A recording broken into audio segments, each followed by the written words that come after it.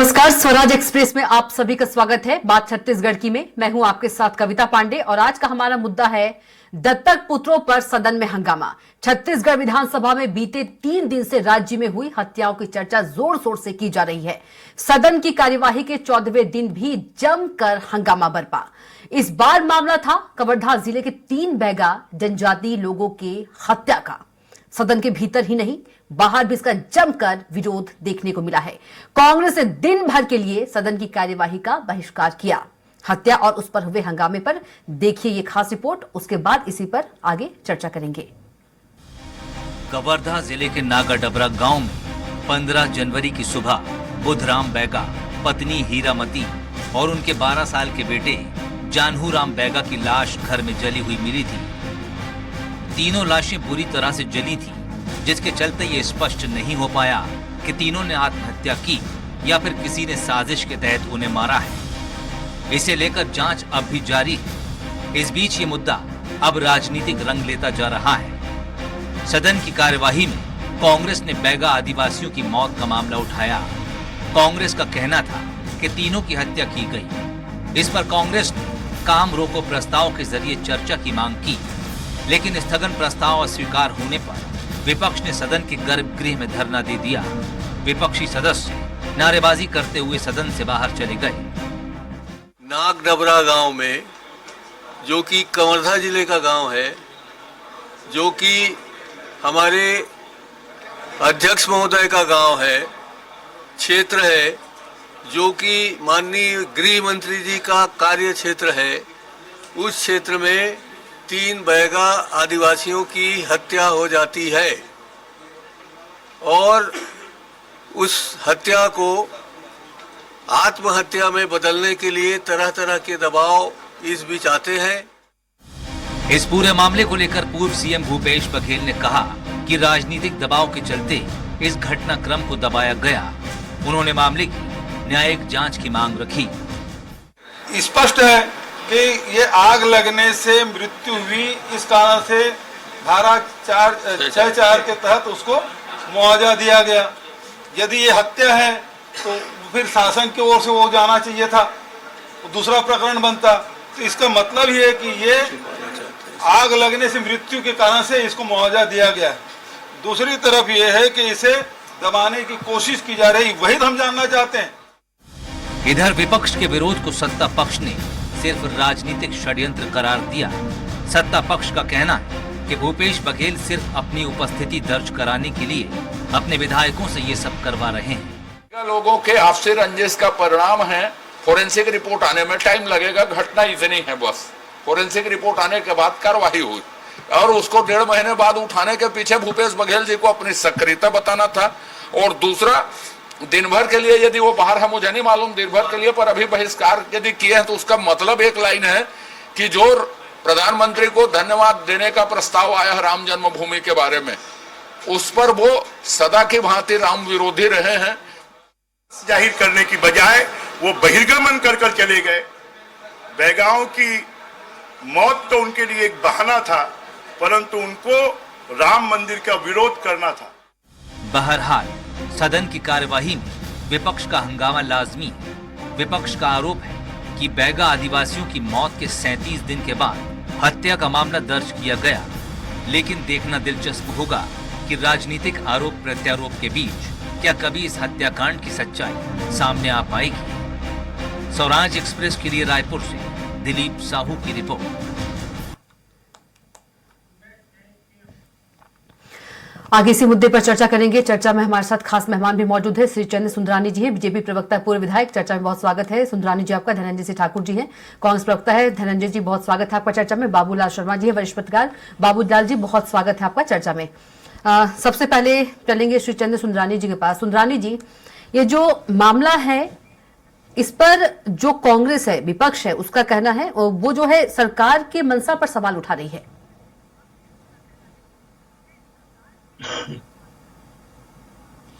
देखिए कांग्रेस विपक्ष में है कविता जी, और विपक्ष में रहने के कारण वो सरकार के हर अच्छे काम बुरे काम पे प्रश्न चिन्ह खड़ा करेंगे। वो अच्छे कामों पे भी प्रश्न चिन्ह खड़ा करेंगे। ये उनको अधिकार है विपक्ष में बोलने का।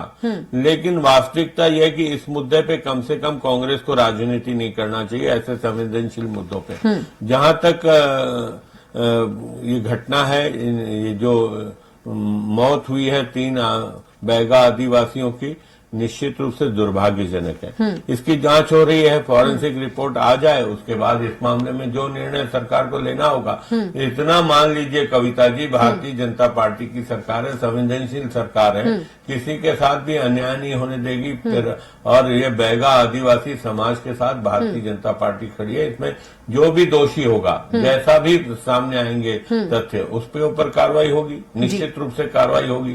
कि कोई लीपापोती का काम कांग्रेस सरकार जैसा करती रही अपने कार्यकाल में, वैसा नहीं करने वाली।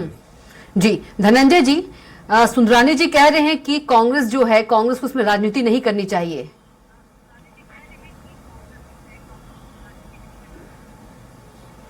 देखिए कविता जी, ऐसा क्या हो गया कि 2 महीना की इनकी सरकार बनने के बाद जी थानों में एफआईआर दर्ज नहीं किया जा रहा है। जिस बैगा जनजाति की हम बात कर रहे हैं, वो राष्ट्रपति के दत्तक पुत्र हैं जी, और प्रदेश में आदिवासी मुख्यमंत्री है, और भाजपा की सरकार राष्ट्रपति के दत्तक पुत्रों की रक्षा नहीं कर पा रही है। जिसको सुंदरानी जी मौत बता रहे हैं ना, वो स्वाभाविक मौत नहीं है, घटना की मौत नहीं है, उसकी हत्या की गई है।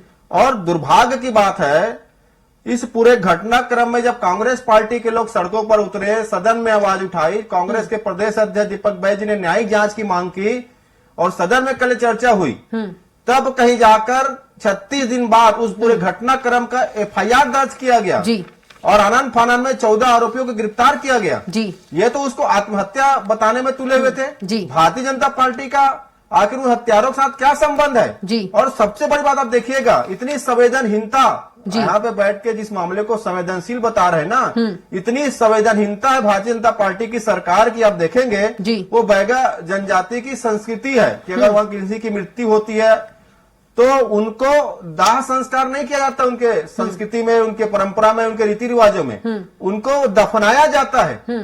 और एक और बड़ी दुर्भाग्य और निंदनीय स्थिति आप देखेंगे कि इस पूरे घटनाक्रम में जहां पोस्टमार्टम के लिए हॉस्पिटल ले जाना चाहिए बॉडी को, विष्णुदेव साय की सरकार उस जो पंडो जाति है, जो बैगा जनजाति है, जो राष्ट्रपति दत्तक पुत्र है, उनके मान सम्मान तो नहीं बचा पाए। इतना बुरा अपमान कि उनके खेत पे ही उसके पोस्टमार्टम कर दिया जाता है। इतनी ज्यादा संवेदनहीन हो चुकी है भारतीय जनता पार्टी की सरकारें। और जब कांग्रेस पार्टी उन्हें न्याय दिलाने का आवाज उठाती है, तब बोलते कि आप राजनीति कर रहे हो। आखिर हमें आवाज उठाने की आवश्यकता क्यों पड़ी? क्यों 36 दिन तक उसके एफआईआर दर्ज नहीं हुआ? आज कांग्रेस ने आवाज उठाया, तब आप जाकर उनको गिरफ्तार करते हो, एफआईआर दर्ज करते हो, पोस्टमार्टम आप खेत में करते हो, उनके संस्कारों को आप खत्म करते हो। किसको बचाना चाहती भारतीय जनता पार्टी आखिर? और बैगा जनजाति जो राष्ट्रपति के दत्तक पुत्र है, इसकी रक्षा विष्णुदेव साय की सरकार नहीं कर पा रही है। आप समझ सकते हैं कि वो गृह मंत्री जी का जिला है कवर्धा, और विष्णुदेव साय जी क्या इस राज्य के किसी नागरिक की रक्षा कर पाएंगे क्या? राष्ट्रपति का संरक्षित है ना वो, क्योंकि उनकी संख्या बढ़ाने के लिए उसको विशेष अधिकार मिला हुआ है, उनकी तो रक्षा कर नहीं पा रहे हैं। और यहाँ संवेदनशीलता की बात करते हैं, संवेदनहीन हो चुकी भारतीय जनता पार्टी की सरकारें। एफआईआर दर्ज होने से जीता जाता प्रमाण है। और कांग्रेस तो हर उस व्यक्ति के साथ खड़ा होगा जिसके साथ भारतीय जनता पार्टी अन्याय करेगी। इनको राजनीति लगता है। आखिर ये अवसर क्यों बना? आपके पुलिस क्या कर रही थी और सबूत को क्यों नष्ट किया गया? जब परिजन चिल्ला चिल्ला के कह रहे थे आत्महत्या नहीं है, ये हत्या है, तो आखिर सबूतों को मिटाने वाले कौन वो लोग हैं? मैं तो कहता हूँ लिपापोती करने वाले उस अधिकारी पर भी कार्रवाई होना चाहिए, गृह मंत्री को तत्काल इस्तीफा देना चाहिए और पूरे प्रकरण की न्यायिक जांच होनी चाहिए। और बैगा जनजाति के साथ जो हादसा हुआ है, जो घटना हुआ है, उसमें कड़ी कार्रवाई होनी चाहिए। तो इसमें जवाब देने के बजाय आप टाल मटोल कर रहे हो। जैसे साधराम के मामले में आपने टाल मटोल किया, साधराम यादव के मामले को भी सीबीआई को नहीं सौंपा गया है। तो भारतीय जनता पार्टी चुनाव के हिसाब से लाभ हानि के लिए लोगों के साथ खड़ा होती है। ये तो संवेदनहीन पार्टी है, संवेदनहीन सरकार है। जी बाबूलाल शर्मा जी, क्या लगता है कि छत्तीसगढ़ में राष्ट्रपति के दत्तक पुत्र जो हैं वो सुरक्षित नहीं है? सबसे पहले तो आप इसको डिफाइन कीजिए कि राष्ट्रपति के दत्तक पुत्र या शब्दों में बोलने का विषय है या वो वास्तव में उनके दत्तक पुत्र हैं। दत्तक पुत्र माने जाते हैं, दत्तक पुत्रों की तरह उनका सुरक्षा, उनकी व्यवस्था, उनको देख रेख रहती है। पहला प्रश्न तो ये है, जी मीमांसा कीजिए इस चीज में। पुत्र और दत्तक पुत्र में कोई अंतर नहीं होता। जी यदि राष्ट्रपति के पुत्र हैं जी तो उनकी विशेष व्यवस्था होनी होनी चाहिए, चाहिए, जी विशेष सुरक्षा होनी चाहिए। जी नहीं हो रही है। पिछली सरकार में भी घटना घटी, इस सरकार में भी घटना घटी। तो निश्चित रूप से सरकारों को इस बात पर विचार करना पड़ेगा कि जहां जहां भी राष्ट्रपति के दत्तक पुत्र निवास करते हैं वहां वहां पर या तो थाना चौकी खोले या उन पर निगाह रखने के कोई सिस्टम बनाए। कोटवारों की नियुक्ति होती है हर गांव में, कोटवारों को सतर्क किया जाए कि आपसी रंजिश वाली स्थिति कहीं भी बनती दिखती है बेगांव में तो हमको खबर तुरंत होनी चाहिए। इसमें कहा गया है, जी एक प्रवक्ता द्वारा इस बात को कहा गया कि आपसी रंजिश में ये घटना घटी है। तो आपसी रंजिश की घटना अगर आपसी रंजिश है तो गांव में तो तुरंत पता चलता है। जी फिर प्रशासन क्या कर रहा था, पुलिस प्रशासन क्या कर रहा था। और तब भी मैंने देखा था जब कांग्रेस के शासन में बेगांव की मृत्यु हुई थी, तब भी हमने यही प्रश्न उठाया था जी कि आखिर क्या कर रही थी प्रशासन और पुलिस प्रशासन। क्या हर काम में सरकार ही जाएगी, सरकार ही देखेगी? सरकार की अंग आंखें कान नाक तो प्रशासन होता है, पुलिस प्रशासन होता है, वो क्या कर रहे थे? तो ये प्रश्न जो है, ये लीपापोती और ये सब तो आरोप प्रत्यारोप है, ये राजनीति का विषय है, इस पर मुझे कुछ नहीं बोलना। लेकिन सरकार किसी की भी हो, उनके प्रति नजर और सतर्कता रखना जरूरी है, क्योंकि वो राष्ट्रपति के दत्तक पुत्र कहलाते हैं। या स्वीकार कर लीजिए कि राष्ट्रपति के दत्तक पुत्र कहना सिर्फ शब्दों का मायाजाल है, उसका कोई महत्व नहीं है, उसका कोई संविधान में कोई रास्ता नहीं है, कोई ढंग नहीं है। स्पष्ट कर दीजिए या राष्ट्रपति का दत्तक पुत्र मत बोलिए उनको, सिर्फ आदिवासी बोलिए। ये निश्चित होना चाहिए। बिल्कुल, क्योंकि ऐसी तो कोई सुरक्षा दिख नहीं रही है। नहीं, कोई भी सुरक्षा नहीं दिख रही है। और एक बड़ी बात यह है कि 37 दिन बाद हत्या का प्रकरण दर्ज होता है। क्या कारण है ये भी पता लगना चाहिए। और 1.5 माह बाद स्थगन लाया गया है, हालांकि अविलंबनीय लोक महत्व के विषयों को उठाया जाना स्थगन का कारण होता है। स्थगन में देरी हो चुकी है मानता हूँ, लेकिन महत्वपूर्ण विषय तो वो था। और पहला सत्र आया है उसके बाद, घटना के बाद में, तो निश्चित रूप से इसको उठाया जा सकता था, उन्होंने उठाया भी। गिरफ्तारियां भी बता रहे हैं कि कल हुई है, जब स्थगन उठा लिया गया तब जो है गिरफ्तारियां हुई है। तो ये भी एक बहुत बड़ा प्रश्न है जो जांच का विषय होना चाहिए। और मैं ये नहीं कहता सरकार हर जगह थोड़ी रहेगी। सरकार की नजर कौन है, उनके कान और आंख कौन है, ये प्रशासन है, पुलिस प्रशासन है, इनको देखना चाहिए। मैं तो इनकी गलती मानता हूँ। जी बिल्कुल। सुंदरानी जी, क्या राष्ट्रपति के दत्तक पुत्र जो हैं सिर्फ कहने भर के लिए ही हैं? कोई सुरक्षा नहीं, कोई व्यवस्था नहीं उनके लिए? सुरक्षित नहीं है क्या छत्तीसगढ़ में?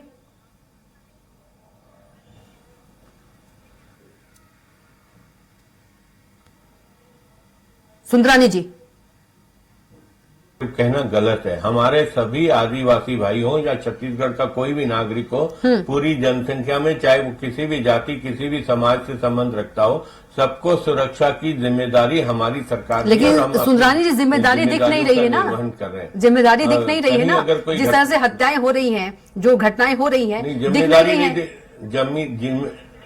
जिम्मेदारी कविता जी, या तो फिर आपका प्रशासन कमजोर है, प्रशासन कमजोर है, गिरफ्तारियां होती, प्रशासन कमजोर है। फिर न हमारा प्रशासन, न कविता जी हमारा प्रशासन कमजोर है, न हमारी डबल इंजन की सरकार कमजोर है। हम तो एक बात तय मान लीजिए कि इस सरकार में कोई गुनहगार बचेगा नहीं, बेगुनाह फंसेगा नहीं। और अगर बैगा आदिवासियों के साथ ये घटना हुई है और कहीं न कहीं वो मृत्यु हुई है या हत्या हुई है, जो भी है, उसमें कार्रवाई निश्चित रूप से होगी, तथ्यों के आधारित होगी और किसी भी दोषी व्यक्ति को बख्शा नहीं जाएगा। ये सरकार दृढ़ संकल्पित है। इस मामले में कहीं पे भी कोताही ये कांग्रेस पार्टी की सरकार नहीं है कि नेताओं के हस्तक्षेप और अप्रोच से अपराधी मत आप लोग एक दूसरे पर आरोप प्रत्यारोप कीजिए ऐसे मामलों में, अच्छा नहीं लगता है। इतनी संवेदनशील मामलों में आप लोग यहाँ पर भी राजनीति करते हैं, आरोप प्रत्यारोप करते रहते हैं। आरोप प्रत्यारोप कर रही है, ऐसे आप उन पर कर रहे हैं, वो आप पर कर रहे हैं, मामला फिर ऐसे दब जाता है, पीड़ित को न्याय नहीं मिल पाता है।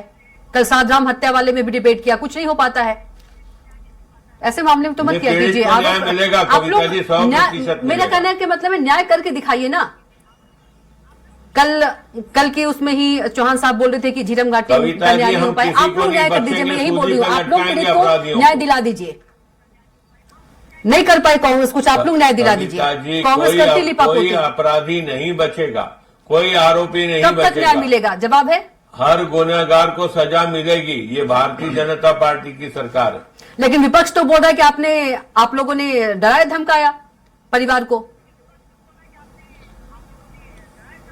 विपक्ष तो घड़ियाली आंसू बहाने का काम करेगा। विपक्ष के पास और काम क्या बचा है? सिर्फ भारतीय जनता पार्टी की सरकार पे आरोप लगाना। इन्होंने 5 साल तो कुछ जनता की सेवा की नहीं, आज 5 साल में ही विपक्ष में बैठना पड़ रहा है। पीड़ित के पक्ष में हंगामा किया है सुंदरानी जी, पीड़ित के पक्ष में हंगामा किया है कि न्याय दिया जाए पीड़ित को, चाहे साधराम का मामला हो चाहे ये मामला हो। ये पीड़ितों के पक्ष में हंगामा नहीं करते, ये खुद के पक्ष में करते हैं। ये खुद के पक्ष में हंगामा करते हैं क्योंकि सब तो ईडी में फंसे बैठे हैं। ठीक है, धनंजय जी कुछ कह रहे हैं। धनंजय जी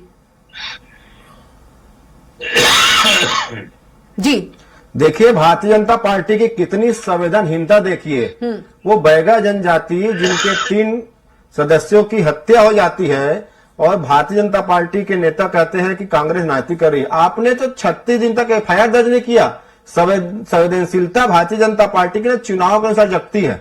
मैं तो कह रहा हूं ना, ये 2 महीने में 28 लोगों की मर्डर हुआ है। 28 लोगों की मर्डर, दर्जनों से ज्यादा गैंग रेप हुए हैं, चाकूबाजी हुई है। ये बोलते हैं कि कांग्रेस सरकार में था। एक बता दो, एक कांग्रेस नेता का नाम बता दो जिसने अपराधी को बचाया होगा। और मैं अपने 5 नेता का नाम आपको बता रहा हूं और आप पूरे पार्टी को बता रहा हूं कि अपराधी को कैसे भाजपा बचाती है। मैं तो पूछता हूं ना, 36 दिन छोटा मोटा दिन नहीं होता। और कितनी संवेदनहीनता इनकी देखिए। एक बैगा जनजाति या कोई भी हो, उसकी जो पोस्टमार्टम हॉस्पिटल में होती है, मतलब इनका देखिए, उनका सम्मान तो नहीं बचा पाए, उनकी जान तो नहीं बचा पाए, पर कितना अपमान। खेत में उनका पोस्टमार्टम हो रहा है। ये विष्णुदेव साय की सरकार है, ये आदिवासी मुख्यमंत्री जी के क्षेत्र में, राज्य में हो रहा है। उनका संस्कार, मैंने कहा ना कि हर किसी की संस्कृति है, हर किसी संस्कृति के हिसाब से, परंपरा के हिसाब से, उनके जो रीति रिवाज के हिसाब से उनका कार्यक्रम होता है। बैगा जनजाति का संस्कृति संस्कार बोलता है कि मृत्यु उपरांत उनको दाह संस्कार नहीं किया जाता, उनको वहां पे कफन दफनाया जाता है। लेकिन पुलिस प्रशासन सबूत मिटाने के लिए जिस प्रकार से दाह संस्कार किया है, मैं तो बोलता हूं कि विष्णुदेव साय की सरकार आखिर हत्यारे को क्यों बचा रही है? उस हत्या के पीछे कौन है और क्या कर रहे थे पंडरिया के विधायक? वहां पे आप जाएंगे ना तो बैगा जनजाति के परिजन बता रहे हैं कि किस प्रकार से जो पेड़ों में खून लगा हुआ था, मिट्टी जमीन पे खून दिख रहा था, जिस प्रकार से वहां कपरेल में खून दिख रहा था, इन सारे जगह पर चूना पोतने का काम किया। चूना किसने पोता है? मैं कहता हूं इस पूरे प्रकरण की न्यायिक जांच होनी चाहिए और जो लीपापोती करने वाले अधिकारी उनको तत्काल इस पर कार्रवाई होनी चाहिए और गृह मंत्री को इस्तीफा देना चाहिए। ना तो ये साधराम के परिवार को न्याय दिला पाए, न बैगा जनजाति पर इनकी संवेदना है। ये सिर्फ और सिर्फ राजनीति कर रहे हैं। हम पे आरोप लगाते हैं, आपने कार्रवाई नहीं किया इसलिए हम जनता की आवाज बन रहे हैं और सदा बनेंगे। लेकिन आपकी संवेदनहीनता यहाँ पे दिख रही है। एक संरक्षित जनजाति जो राष्ट्रपति के दत्ता पुत्र है, उसकी रक्षा नहीं कर पाया। आप आम जनता की रक्षा करेंगे? जो चिन्हित लोग उनकी तो आप रक्षा नहीं कर पा रहे, सुरक्षा नहीं दे पा रहे, हत्या हो जा रही है उसकी। बाबूलाल जी, क्या लगता है छत्तीसगढ़ में जो क्राइम का ग्राफ है वो तेजी से बढ़ रहा है? देखिए, क्राइम का ग्राफ किसी भी सरकार में कम ज्यादा होते रहता है। अपराधी होता है, किसी पार्टी को नहीं गिनता। चाहे वो कांग्रेस की सरकार हो, चाहे भारतीय जनता पार्टी की सरकार हो। यदि थोड़ी मजबूती होती है तो थोड़ा दबता है, और अगर मजबूती में थोड़ी सी कमी होती है तो निश्चित रूप से वो उठता है और अपराध करने की तरफ बढ़ता है। वर्तमान में 2 महीने की सरकार है, अभी व्यवस्थित पूरा मामला नहीं हुआ है भारतीय जनता पार्टी की सरकार का। मैं मानता हूं कि हो सकता है अपराधियों को इस मौके का फायदा उठाने का मौका मिला है, इसलिए जो है अपराध बढ़ रहे हैं, इसमें कोई दो राय नहीं है। अपराध हो रहे हैं, तब भी अपराध होते थे, अब भी अपराध हो रहे हैं। लेकिन क्या है कि इस बात को स्वीकार करना पड़ेगा कि जो नियंत्रण करने का प्रयास करता है वो सरकार अच्छी होती है। अगर अपराधी पकड़े जाते हैं तो वो सरकार अच्छी मानी जाती है। और देखिए, मैं इस विषय को, जो इस विषय पे हम डिबेट करने बैठे हैं, इसको एक नई दिशा दे रहा हूँ, नया सोच बता रहा हूँ कि जिस किसी की सरकार में भी अगर ये वास्तव में राष्ट्रपति के दत्तक पुत्र है, तो जिस किसी की सरकार में इनके साथ कोई घटना घटती है तो उसे सीधे सीधे सर्वोच्च पद पर बैठे हमारे राष्ट्रपति के अपमान का मामला मानना चाहिए। मैं ऐसा एक नई बात कह रहा हूँ कि अगर वो वास्तव में राष्ट्रपति के दत्तक पुत्र हैं, तो माने जाते हैं, कहे जाते हैं, या स्पष्ट कर देना चाहिए कि ये राष्ट्रपति के दत्तक पुत्र सिर्फ शब्दों के जाल में है, वो वास्तविकता इसके अंदर कुछ भी नहीं है। तो कल से ये राजनीति बंद हो जाएगी कि राष्ट्रपति के दत्तक पुत्रों की मौत हो गई या उनके साथ घटना घट गई। तो कम से कम ये डिफाइन करें कि राष्ट्रपति के दत्तक पुत्र है या नहीं। अगर है तो कोई भी घटना घटेगी तो राष्ट्रपति का अपमान माना जाना चाहिए। ठीक है। सुंदरानी जी, क्या इसे प्राकृतिक आपदा से मौत मानते हैं या इसे हत्या मानते हैं? क्योंकि बीजेपी तो हत्या मान रही है, क्योंकि भूपेश बघेल कहते धारा 6(4) के तहत उनको मुआवजा दिया गया है, जो कि प्राकृतिक आपदा के अंतर्गत आता है। ये तो फिर तो ये आप लोग हत्या मान ही नहीं रहे, जो विपक्ष मान रहा है।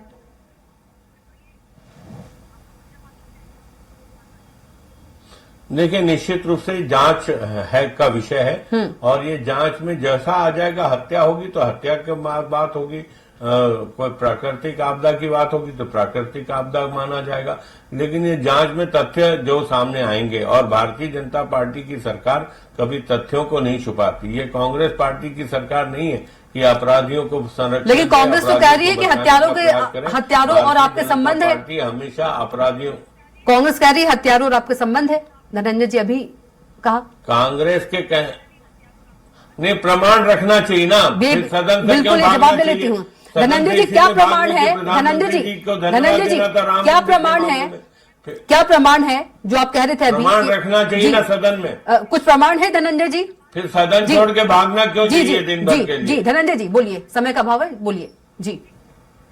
कल पुलिस ने हत्या के आरोप में 14 लोगों को गिरफ्तार किया है। तो जब स्थगन आया तब गिरफ्तार किया ना, हत्या का आरोप कल पुलिस ने बताया ना। 36 दिन बाद FIR दर्ज हो ना, ये प्रमाण मांगते हैं। इनको तो इनके गृह मंत्री को हटा देना चाहिए, और ये बोलते हैं कि प्रधानमंत्री जी को धन्यवाद दो। मतलब ये बैगा जनजाति की जो हत्या डबल इंजन की सरकार बनी हुई है, उसके लिए इनको धन्यवाद है। वो तो कह रहे हैं कि कांग्रेस राम विरोधी है। की गारंटी है कि बैगा जनजाति जो राष्ट्रपति धनंजय जी धनंजय जी धनंजय जी धनंजय जी धनंजय जी बीजेपी कह रही है, धनंजय जी राम मंदिर मतलब धनंजय जी बीजेपी कह रही है विरोध है, बहाना है राम। ये मोदी गारंटी के बैगा जनजाति लोगों की हत्या होती रहेगी, आप क्या कह रहे हैं? धन्यवाद देना क्यों प्रधानमंत्री को धन्यवाद है? आप यहाँ के लोगों की रक्षा नहीं कर पा रहे हैं, आपकी सरकार। बैगा जनजाति की हत्या हो जाती है, आप बोलते हैं धन्यवाद दें। किस बात का धन्यवाद दें? नरेंद्र मोदी का कोई योगदान नहीं सदन में। ठीक है, समय का अभाव है, समय का अभाव है, समय का अभाव है, योगदान नहीं है, समय का अभाव है। धनंजय जी देते हैं। अरे आप लोग बोलते हैं कि प्रधानमंत्री को धन्यवाद दें। धनंजय जी बीजेपी कह रही है विरोध तो एक बहाना है। क्या योगदान नरेंद्र मोदी जी का? क्या योगदान नरेंद्र मोदी जी का राम मंदिर में? क्या योगदान नरेंद्र मोदी जी का? भारतीय जनता पार्टी राम मंदिर के बहुत शुक्रिया धनंजय ठाकुर जी, आपका भी बहुत शुक्रिया। बाबूलाल शर्मा जी आपका भी बहुत शुक्रिया। तो बात छत्तीसगढ़ की में इतना ही। आप देखते रहिए स्वराज एक्सप्रेस। नमस्कार।